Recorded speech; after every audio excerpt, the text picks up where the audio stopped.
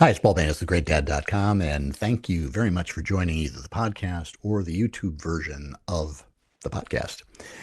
I'd really appreciate it if you took just a second to subscribe either on your podcast app or in YouTube. It doesn't really do anything. It's not going to send you any emails. It's just going to show up more often on your feed, and it does me a lot of good in terms of getting more exposure for this work I do to support dads. I'd also like to invite you to come to my page, GreatDad.com/go, if you'd like to discuss more about any of the issues that we are covering within the podcast, especially if there's any way I can help you to be a sounding board in your own struggles to be a dad and to be there for your family. So take a look at that. It also includes a link to my course on gratitude, where at GreatDad.com/gratitude with a offer to take that course for free. So see you in a second.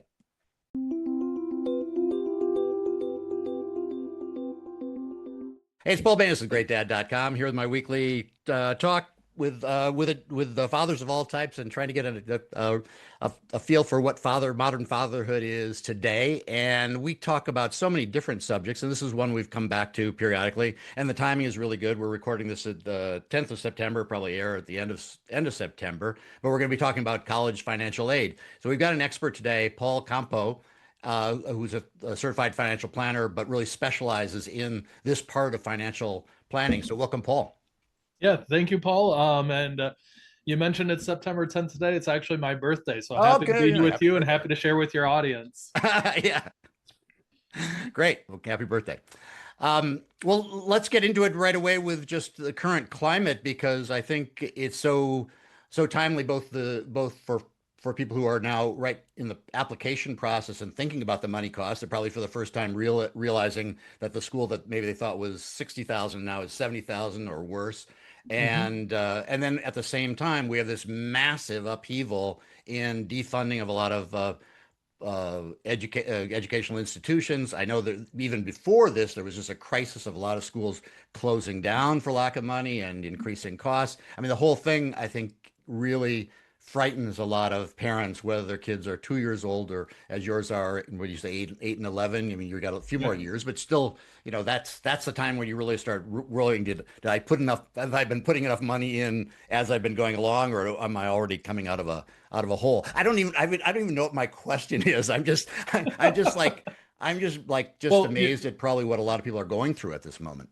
Yeah, you're noticing the parents are frustrated. They don't know what they don't know, and it's a huge problem that they're up against, right? That's what I heard from your question, because there's a lot of moving pieces in that funding for college. And most people haven't mastered that game. And if they did, it was 30 years ago or 40 years ago when they were in college, right? Yeah. And even then, it was a different game than what they're playing today. So, yeah, I absolutely understand the frustration.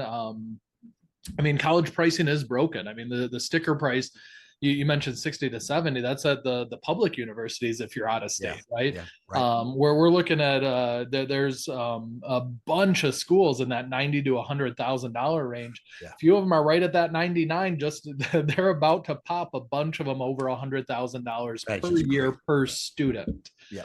And that's where, for most people, especially if you have 2 or 3 kids, your kid's college education is probably going to be more expensive than your first house, and it might even be more expensive than your current house was when you bought it, right? Yeah.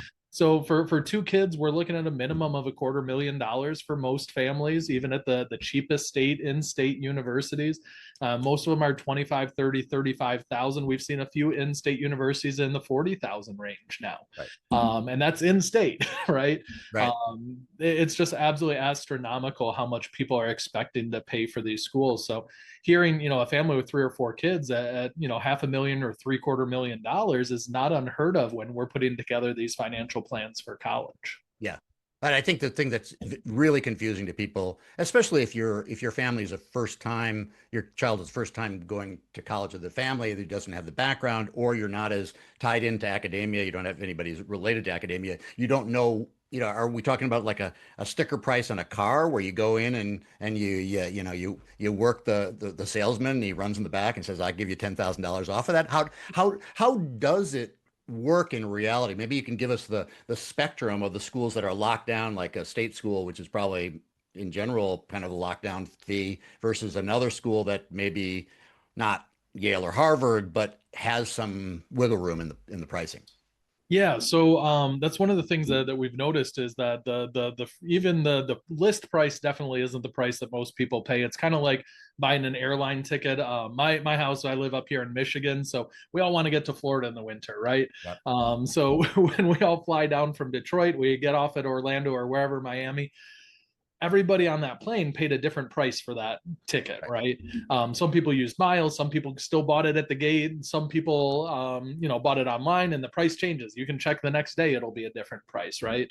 But all those people get on the plane at the same place, get off the plane at the same place. They all get to enjoy their vacation in Florida.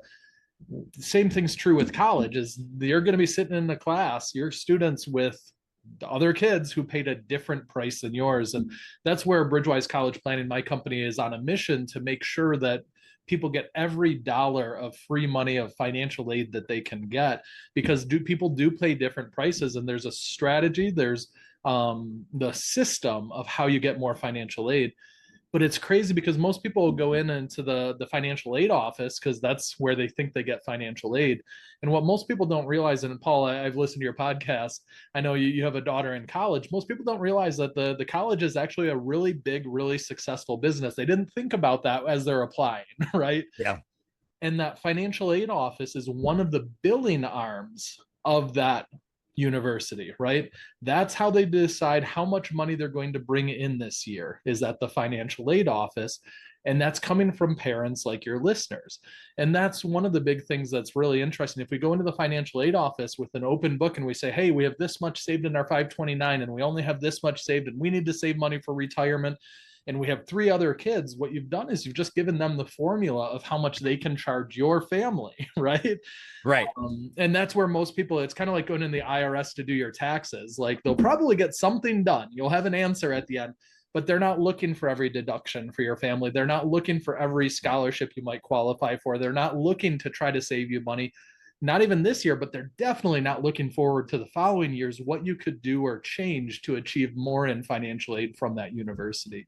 Well, just right there, among many questions, is your primary residence about the only thing that they don't consider as fungible when they look at your assets when declaring, when looking at financial need? Yeah, so your primary house does count against you. It does. About 300 or 400 different universities out there, usually the more top tier that have the most financial aid to give. So they'd expect you to sell your house. Not necessarily, but they believe that somebody who has a fully paid off house might be able to afford a little more for college than somebody who still has a large mortgage on it, right? Yeah. So I'm not saying that makes sense. I'm not saying it's the right way to do it, but that is how they think about it. Most schools don't count your primary residence against you. And if you do end up applying at some of those schools that do, first off, you need to know which ones they are. But second of all, they usually do really well with financial aid, and there's relatively easy strategies for mitigating that additional item on the financial aid form. So yeah, they do count that against you, but go ahead. How about the other one that a lot of people think of is like, I put a lot of money in my 529. I was responsible even when I didn't have cash. I kept on throwing a couple $20 every month, and we now have maybe $10,000 in each one of our kids' 529s going into college. Do they count that against you or partially?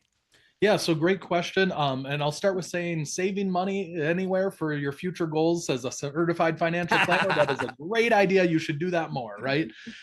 So I won't say never to not save money. You know what I mean? So saving money, the principle that you saved up that 10,000. If you have a high school student, you've saved up 10, 20, 30,000 in the 529s, I promise you are ahead of a lot of your peers. So I've worked with over 500 families in this. I've only experienced a few that had, 100,000 per kid saved up for college. There's not many of those people out there. So 30, 40,000 a year ahead of the game. Right. Still have a lot to figure out, but you're ahead of a lot of your peers. If you have a high school student, you have saved up that. So, but think of that from the college's perspective. If you tell them, and you're required to report that 529 to the school, they know that that money is earmarked for them. Yeah. So if you have somebody who has $10,000 there, the next person has $0 there, which one do you think they could charge more for? Yeah. Well, they're going to charge more if you have the asset sitting there that you said was for college, right? So I'm convinced that, and I'm sure they don't really do this, but maybe they do a little happy dance because they're excited when they see those accounts because they know they can charge those families more. So 529s, unfortunately, they're one of the few, when we talk to financial advisors and brokers and people like that out there, it's one of the only arrows they have to try to help somebody solve that college planning problem. They don't have the expertise in the financial aid system. They don't know how to fill in a FAFSA form. They know when they filled in the FAFSA form, or one of their really rich clients filled in the FAFSA form, they didn't get anything. So that's what they tell their clients. Don't worry about it. Maybe fill it in, but that's all you need to worry about. But it's because most people don't understand the process. And that's where a lot of the myths in financial aid come from, is somebody who either didn't pick the right school where they could get a significant amount of financial aid, or they didn't understand what counts, what doesn't count, and how to game that system. So I'll go back to that question you had, Paul, of what doesn't count, right? And there's only a few categories. The primary residence doesn't count against you on the FAFSA form, but it does on some of the secondary forms like the CSS profile, or some of the institutional forms that universities provide. So that one works at some schools, but not at other schools, right? But if you pay down your mortgage, you don't have the money to pay for college anymore, right? So we run into another financial planning problem if we do these things the wrong way. But there's other categories that don't count against you. You have your 401k at work, or 403b, or TSP. Those kind of things don't get reported as assets on the financial aid form. Okay. Cash value in your life insurance don't get reported as assets on your and that money you could actually use if you needed to. Roth IRAs, traditional IRAs, all of those different things don't get counted against you in the financial aid formulas. That's good to know.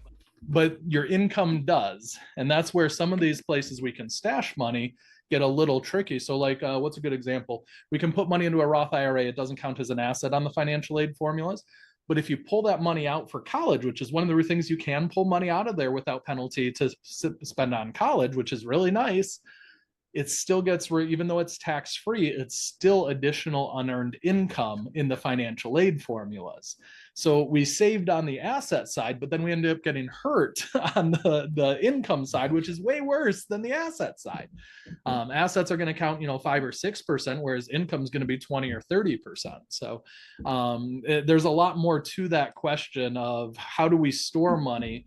But then that's why I love doing the planning with a client. I'm a planner at heart. Is we also need to pay the bill, right? So if we store all our money away in places where we can't touch it, how are we going to pay the bill without using debt for college? And that's where I hear on podcasts and all across the financial planning community. And worse, I hear it from the college counselors, is just have the kids take out debt to pay for college.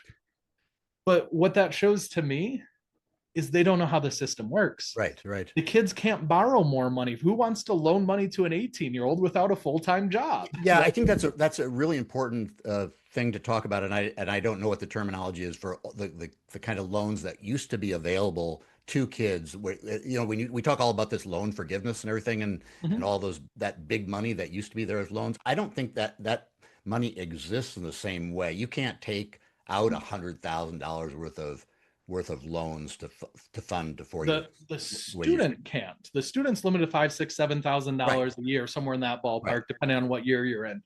The rest of it, the parents can take. But it used to be the kids. I think a lot of people thought the kids would take on that debt and it would be their loan, but now it's the parents that are really on the hook. Yeah, really what's happened is that $6,000-$7,000 that you can take out in student loans, that used to cover the tuition 30 years ago. Right. But the number hasn't changed, and the tuition bill's gone way up, right? So that's a big part of what's changed. There were a few other types of loans, mostly for lower income families, that were available historically, but those haven't been around for about 20 years. So I think it's important to talk about that, because that was a rude surprise to us, because we end up having a hole in our 529 and need to fill it anyway, and we didn't want to hit our credit score. We thought our daughter could take it. We'd help her pay it, but no money available. So No, it's mom and dad. If anything, you can co-sign with your child, Yeah. right? You can take the loan and they can Right. be on it too. But it hits your credit It's report, still your your credit credit score, score. It's still yeah. your responsibility to repay. So, yeah, and that's unfortunate. That's the traditional wisdom. Is you've heard people say you can borrow money for college, but you can't borrow money for retirement, right? And I won't say you, Paul, but somebody else who took out loans for college, as they're paying back those loans, they can't save as much for retirement, right? And Yeah. that's where, when we look at families, if they're for one kid, maybe they need $100,000 of loans because they had something in the 529s and they tried to cash flow what they could in the early years. Then they had to start taking loans. The problem is, as those loans add up, well, $1,000 in parent loans, that might be $1,200 a month that you're paying on those. Well, how are you going to pay for the second kid and the third kid, right? Yeah. And that's the trap that most families end up in, is they get, near the end, usually it's actually the junior year of that first student. And it's like the Price is Right game where they yell, "That's too much," because they can't, not only can they not pay for college, they can't afford to borrow more money for college. Yeah, no, you can. No, And that's where I have a family I'll tell you about. They got referred to me after their two kids went to college. They were a local family here in Michigan. One of them went to University of Michigan in Dearborn, one of their off-site campuses. Not an expensive school. They were in state. The other one went to Michigan State University, another great university. I'm a Michigan football fan, but good education at Michigan State. I just don't like their football team. But I went to Minnesota, so I hate them both. So okay, perfect. But they both not expensive schools, right? And they had some money saved up in their 529. They paid for college, and right after their second had graduated, they got introduced to me. They were paying, and they were a higher income family. They made 400, 500,000 a year between the two of them.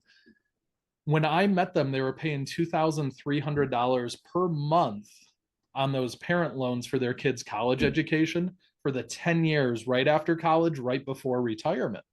And they had the income that they could afford it. Most of middle class families don't have the income they could afford something like that, on top of the mortgage, on top of the car payment, on top of everything else you need to do in life. Okay, I want to make sure we cover what I think is a huge issue here too.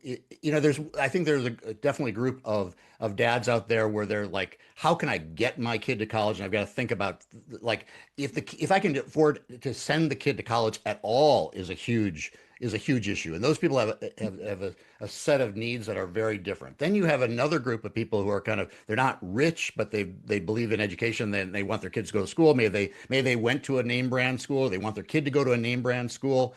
And they're caught in this box that's really, really painful emotionally, is their kid is applying to schools that they may not be able to afford, and that they're eventually going to get themselves into the situation where maybe the kid wants to go here, but another school has offered a partial scholarship or a partial financial aid or whatever, and they're forced to tell their child, "I love you, but we don't have the money. You're going to have to take your second or third choice, or maybe a choice that wasn't even on the list, because that's the only way we can do this."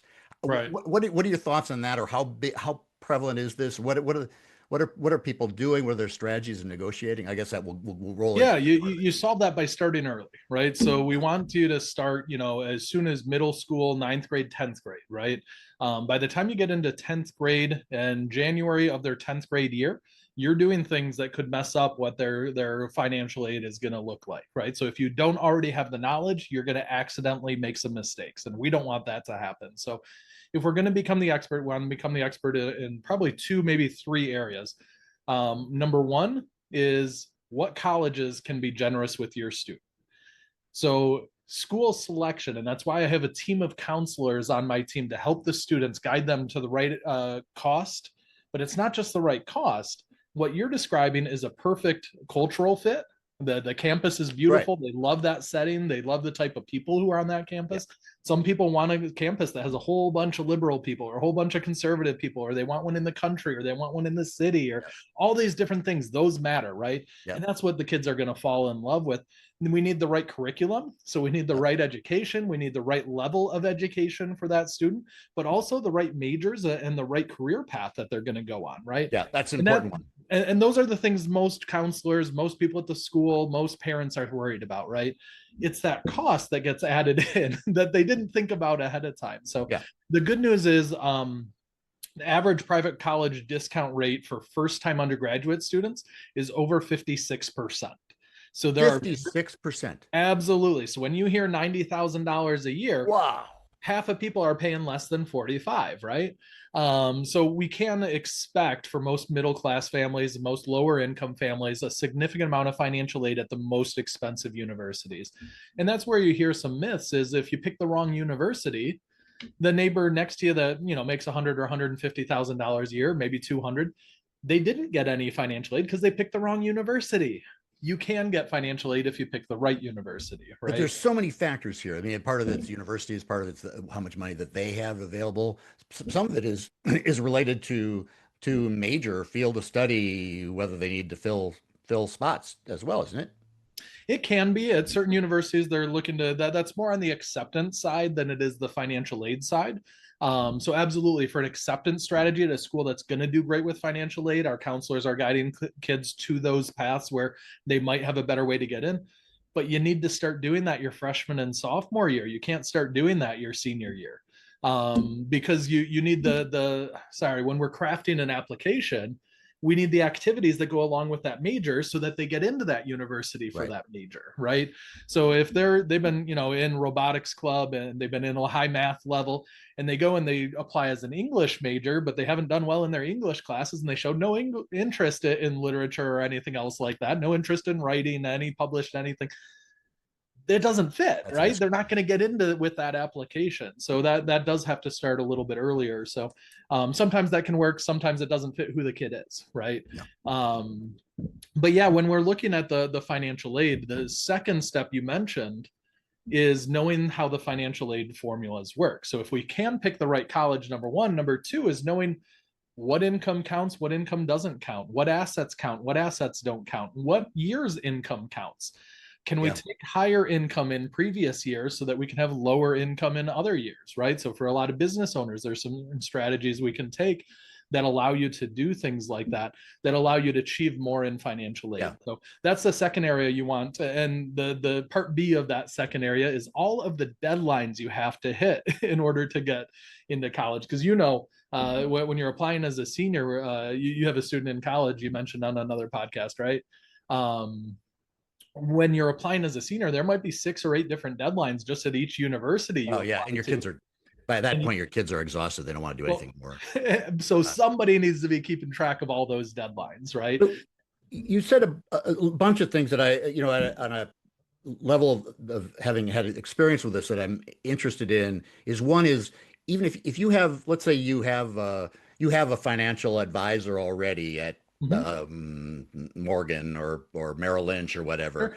Sure. I think we should really be clear, and I'm not selling your services specifically, but they have a different expertise. They will guide you into a 529 and help you fund that 529. The kind of experience that you're talking about is not usually the domain of a general financial planner, I would say, based on our experience. They were very good at saying, how much do you think your college costs will be in 18 years? Let's see if we can fund part of that. But Right. they didn't talk about anything related to almost anything that we've just discussed here. And they probably told you, you should be saving 800 or 1,000 a month, and you're like, we can't afford that. We have a new kid, right? So you save what you could. But how do you get there? I mean, I can tell you from experience, our financial planners completely missed they missed the mark. We were short. Yeah. We were short a lot of money, and some of that could have been rectified, or at least would have helped us prepare had we been taking a look at it every year. The other thing I want to make sure that dads realize, which is part of parenting just in general, and I messed up on this myself, and I'm kicking myself, but is setting the stage for the conversation about money with your kids. Mm-hmm. When I was going to college, my dad paid for my school, but I'm old now. So my tuition for quarterly tuition was $320. I mean, it wasn't a big deal for him. He made a fair amount of money, and it was money, but it wasn't like what it is today. So the fact that he paid for my entire 4 years of college maybe definitely set up in me the expectation that I would do that for our kids. Hmm. And if you always tell your kids stories about how, I went to school for free, and then later on you have to say, we can only fund 50% of this. We're gonna have to shop around. You might not get your ideal school. You might have to take loans, but or get a job during this. All those things that you may have to do in this real world. It's a lot harder to tell them that at age 17 than it would Hmm. be if you had started having that conversation back when they were, I don't know, 13, 14, 15, Absolutely. just casually throwing it into the mix so they realize that it's a very, very large amount of money and you have to solve for it. But might be better to do it 17 instead of at their junior year when you run out of money, right? Oh, Uh, definitely. Yeah. Yeah. Yeah. That'd be but the you're worst. Yeah. absolutely right. So when we work with families, what we encourage them is to set the student's expectation that they are going to take a small amount of loans, whatever they can take in their own name, they're going to take that money.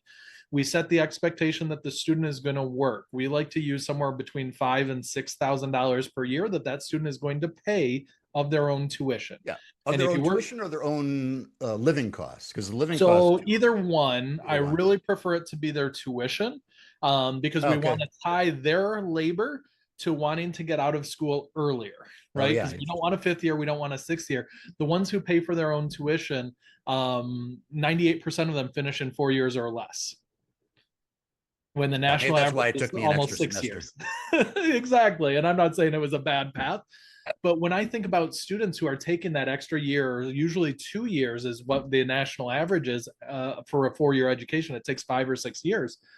That's an extra year or two. Not only that you're paying 40, 50 grand of tuition, so it might be 100 grand of tuition for those 2 years.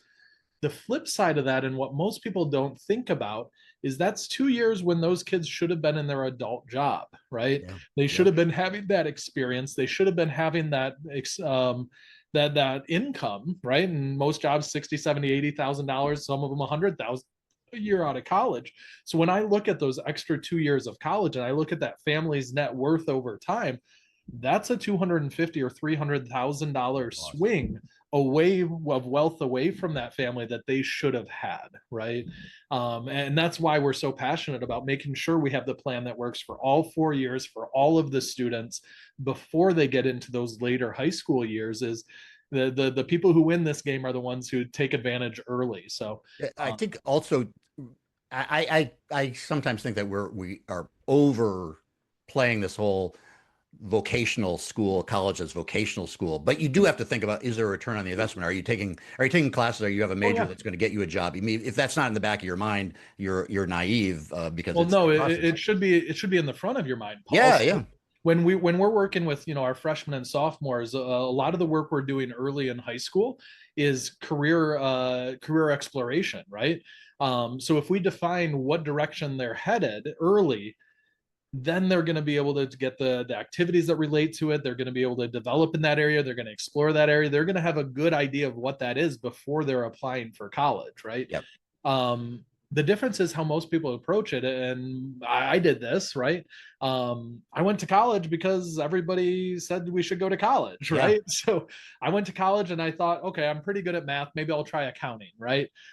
Did not like accounting, right?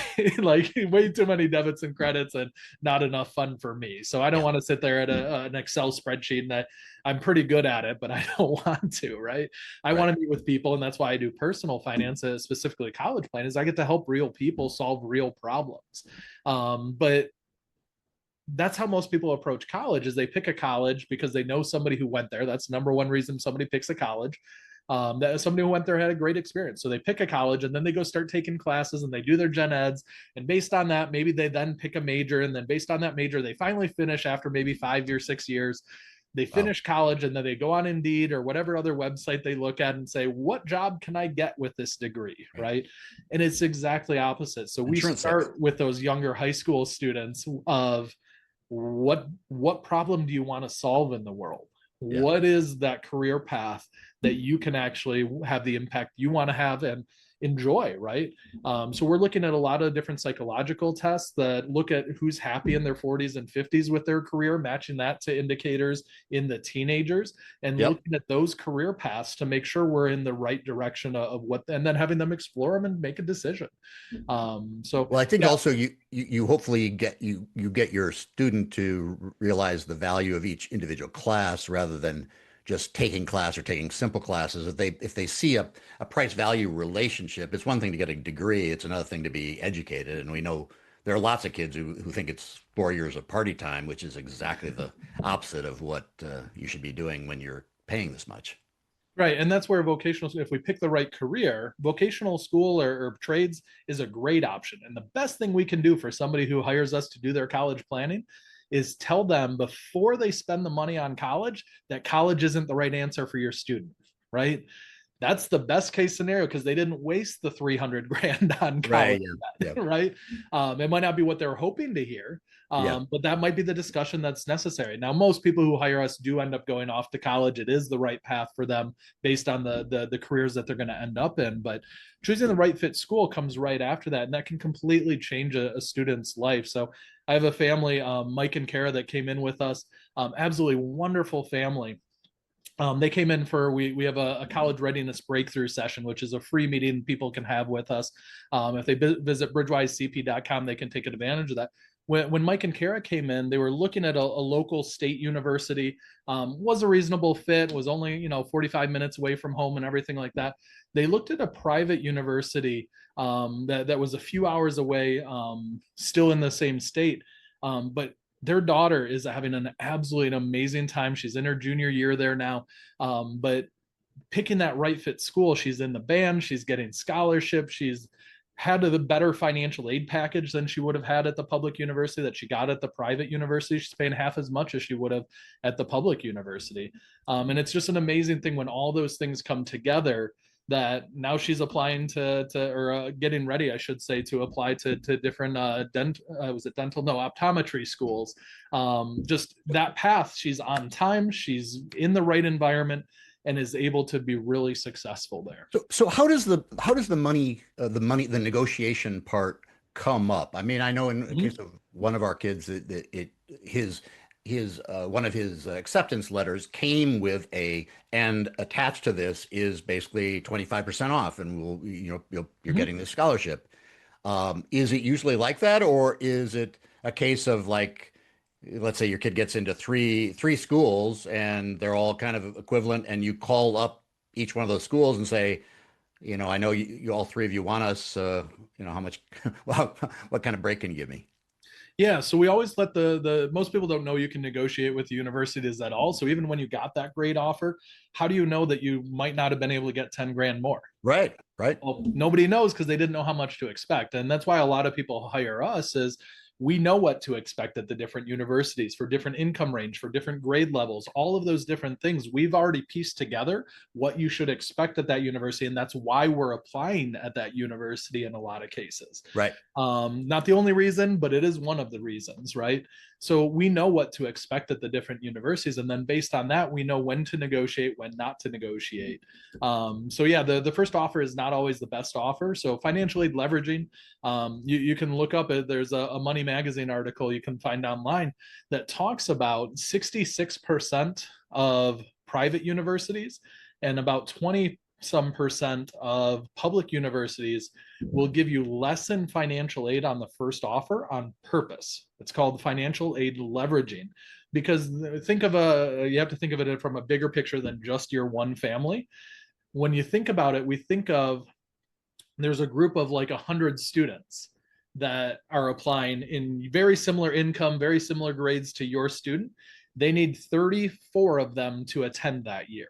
Yeah. So in that group of 100, here's how much financial aid, and they have their statistics. They know them very well. here's how much financial aid we have to offer to those families to get that 34 in. Well, what they're not telling those families is, if you ask, we probably have a little more because we're having trouble filling the class, or we're having trouble, or they want that student because there's something special about that student, right? So Yeah. that goes back to the application, that goes back to how you filed your financial aid forms. If you tell them you have $300,000 of assets that are reportable on the financial aid forms, it's a lot harder to negotiate for more financial aid, right? Yeah. Those are all the things that add up to a successful negotiation, is that proper preparation ahead of time. So And does that negotiation does that take place with the admissions officer after you get an acceptance letter, or is the financial aid people you deal with? So yeah, it's the negotiations with the financial aid office. They're the billing arm of the very successful business, right? So that's who you're going to be talking to. But that doesn't mean they're on your team, right? They're on the school's team, trying to make sure that the school is protected. So we do need to involve them in the process. We do need to communicate with them. But we're very strategic on how that communication happens, and that's why we're so successful negotiating. So Yeah. we do get great financial aid offers. We average $19,000 per school per student in financial aid. So we do very well as far as our average. But when we negotiate, and we do not negotiate every single school for every single student, but when we do negotiate, we do end up averaging an additional $4,800 per year per student of financial aid. So we're very successful in identifying and getting more financial aid. And that's because we have the experience and we have the system, and we know exactly how to approach and which schools to do it at. So, also, is there an opportunity to do any of this negotiation or is there any other, I guess, either negotiation, or are there other sources of funds once your kid is already in the school? Yeah, so if you already have a college student, absolutely, there are things you can change that will result in more financial aid in the following years. The easiest way to get more financial aid is just everybody loses their job, and then you get more financial aid. There you But go. then you still have bills to pay. So maybe don't do that one if you haven't thought it through, right? But we probably have a couple dozen families who retired early so that they can save. Part of that formula of retiring early was how we set up their income so that they can save on the financial aid formulas, right? So there's a lot too that could be a serious option for some families, right? For other families, terrible idea. You need to keep working because you need to pay your bills, right? But yeah, whenever there's any of those changes happen, we're able to update the university. We have to refile that financial aid forms every single year that you want financial aid. And that's where the formulas for some families can change dramatically to get a more in financial aid. Yeah, I just wonder how you can incentivize your kid, since you're not at that school, to look for those opportunities. Our son, he's a philosophy major, and he's developed an interest in a very specific niche, and he was offered additional amount of money to be a scholar in a specific area that he hadn't. It wasn't necessarily his first choice, and now he's totally enamored over it. But it was kind of found money that appeared in his junior year after he'd started developing work in his major. He'd impressed some of his professors, and they suggested it to him, or I don't know how that came about, but depending on what the major is and where the school's interests are. I mean, back to your original point about like knowing what these different schools are and what their needs are I mean, some of them are trying to keep departments alive. Some of them have grants either specific to their institution or nationwide to develop more students in that domain. Um, I wonder how much money is out there like that, because our daughter found none of that. Yeah, so departmental money does exist, and obviously being a good kid and having like good marks and getting to know your professors, Get to know your professors, that especially exists. if you went to the trouble to go to a small school. That's does come in handy. Yeah. But yeah, there's it's not just while you're there though; it's even before. So um, there's I promise you, these situations exist. You want to be so impressive that and you want to let them know we need financial aid in order to make this work. In the admissions department, you asked if we negotiate with the admissions or the financial aid department. We negotiate with the financial aid department, but the admissions department, we need to go to bat for you, right? We need the admissions department to think you're the one that needs, that they really want at the university. So I promise you, they're going to have a stack or even in their mind, these are the applications that we really want to make sure come here. So when they're sitting in a conference room and they're saying, hey, we just opened up another 200,000 of financial aid. We can give 10 grand to 20 more students. Who should we be offering that to? Who should we be considering? We want your student to be on that list. And there's specific strategies with the application, with the communication with the admissions office, with the communication with the financial aid office that you need to be doing to be that person that they think of in order to get that more financial aid. So it's just always being aware of the process, aware of what's going on behind the scenes, and then taking advantage of that knowledge. Yeah. But I think it's important to note too that while your kid may be at a very good school where he or she has peers that are sports stars and close to genius level intelligence and everything else, and they get all the attention, all the accolades. Just because your kid only has a 4.1 GPA and has only done 3 activities and only did 2 sports doesn't mean that they don't have a lot of the qualifications that schools want. And a lot of schools, your kid would be a total star in, and they still get a great education. So don't underestimate how good your kids' credentials are if they're presented correctly. Remember, Paul, number 1 is choosing the right college, right? Yeah. And that's what you're talking about, is that there's a great academic fit, there's a great cultural fit, there's a perfect fit college for cost as well. And if we put those all together, well, then absolutely they're going to have a great experience, and the financial side's going to work out, right? Yeah. If it's not a great fit, maybe we need to know that ahead of time. You want to know that before you're applying, right? Yeah. And that's why it's so important to take advantage and get things going early. I mean, it was T. Boone Pickett. I don't know if you've heard this quote before. He said, "A fool with a plan can beat a genius with none." And it's the same with college planning. The people who have success are the people who take advantage, who start early, who really make sure that they have it planned out. So if anybody wants to take advantage of our college college readiness breakthrough sessions, you can visit bridgewisecp.com. You can just search Google for Bridgewise. I like you going that way because then they see all our 5-star reviews and how happy our clients are with us. But I've never had a family that got better results by waiting. It's the families who take control and know the process, and that's how listeners can get started. Yeah. So just wrapping up, what does it involve? I mean, I'm sure your services aren't for free, other than this exploratory session. What is it, if you're looking at this potential return of, I think you said upwards of $19,000 a year, or potentially even more than that? It's way more than that. What are the fees that are involved? Are they annually? Or are they... Yeah, so we work depending on how much help the family wants or need. We're anywhere between $3,000 and $8,000 per student or per family. It just depends on how much help they need, right? So when we get into that, though, we're looking for a huge multiple on that, on who we're going to accept as a client. So part of what we do at those college readiness breakthrough sessions is to analyze their situation. If they're on a really good path and we're not going to have a big impact, we're not going to work with those families. So only about 3 out of every 10 families who come in for a college readiness breakthrough session end up having the opportunity to work with us. So I like to say we have the 5-star reviews because we have an awesome team, and we do have an awesome team. But another part of that is we're very selective on who we sign on as a client. It sounds like also that you offer services that are also admissions to some extent. I don't know if you'd consider yourselves the full admissions counselor. Oh, absolutely. So we're helping students to develop their essays, their stories, all of that different stuff.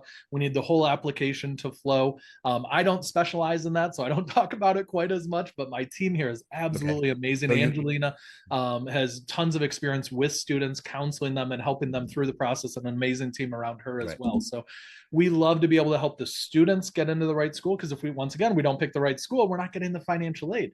And we also need them to get into the better university in order to get financial aid at the better university. Yeah, and having gone through this, I would also caution parents at least to be aware of the fact that even if even if your kids are at a top high school, that high school admissions counselor has they have a whole bunch of people that they're trying to manage, and Mhm. they do a lot of they do help, and they're trying to give it good advice, but they're also acutely aware they can only put two kids into Harvard, or even if they're the top school, and they have limited potential for these schools. They're playing with a lot of different portfolios, part of which is to maximize their acceptance rates into schools, and Mhm. it's not that they don't love your kids and they want everybody to be successful, but they may not have the same priorities or the same insights as somebody from outside that school. Well, and they're not the ones that review admissions applications for the universities. They're not the ones who look at the financial aid and figure out how to pay it, right? But beyond that, I mean, American School Counselor Association says there's one counselor for every 408 Yeah, students yeah, right now. Like yeah, they're busy with all the bullying, with all the other yeah, social yeah. issues. They're Well, busy with the class I schedule, guess, everything else. yeah, I guess my point is that there's people who are well heeled and who are have spent a lot of money on their private schools, and they think that part of the service. Oh no, it's not. You shouldn't take that just for granted that that's going to be the ultimate advice on this whole process. Right.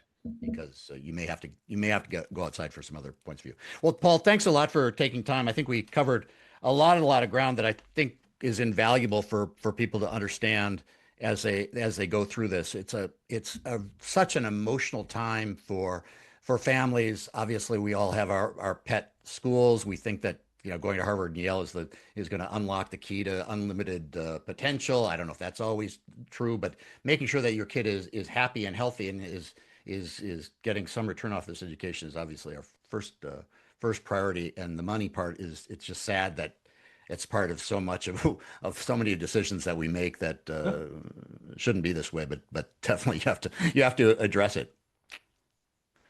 Yeah, So absolutely. And kids will make decisions based on you told them they couldn't have that one pair of shoes for $100.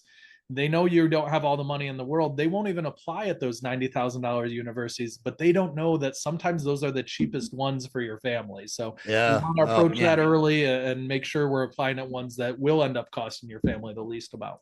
Well, yeah, that's a good point too. That they're always watching you, and if they see you spending $200,000 on a car, but you can't afford to send them to whatever school, they hear all those messages, and you have to figure out what those what those means and how they're communicated to your kid. Okay, Paul Compeau, thanks again for taking time. You can find Paul at Bridgewise Financial Partners at bridgewisecp.com.